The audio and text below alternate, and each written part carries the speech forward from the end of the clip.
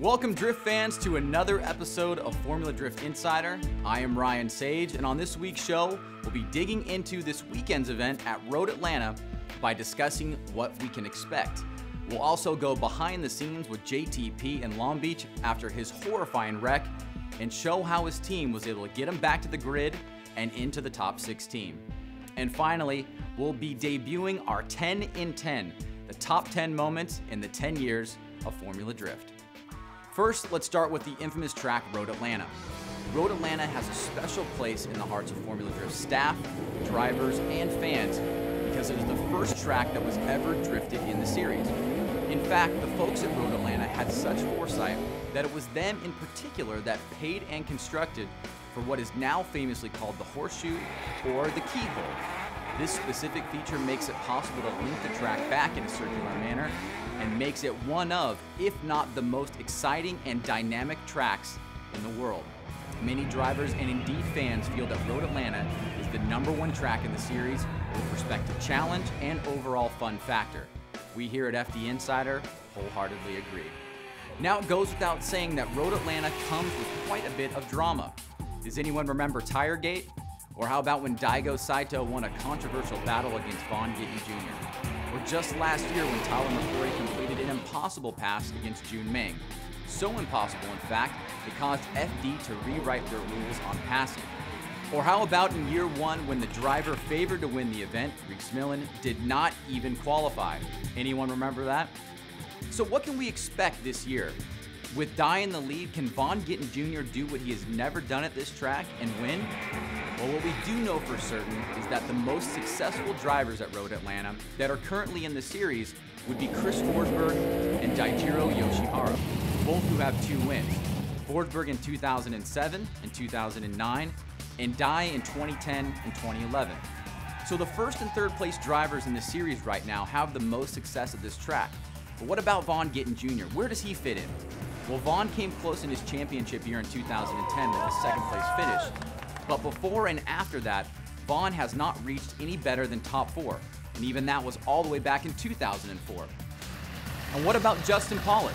He won this event last year and was dominant in the first third of the series in 2012. Have the tables turned for the 2 Mustang brothers, or will JTP bounce back and reclaim his win?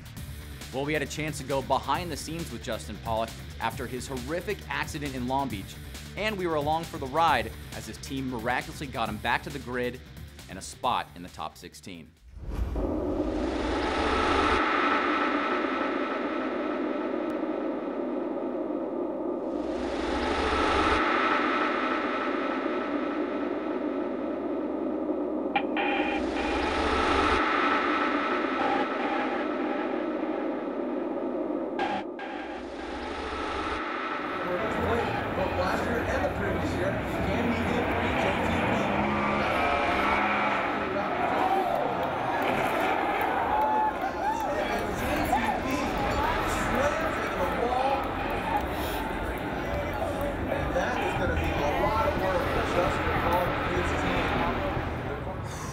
It was a pretty big letdown for myself. I mean, that's the last thing that you want to do as a driver.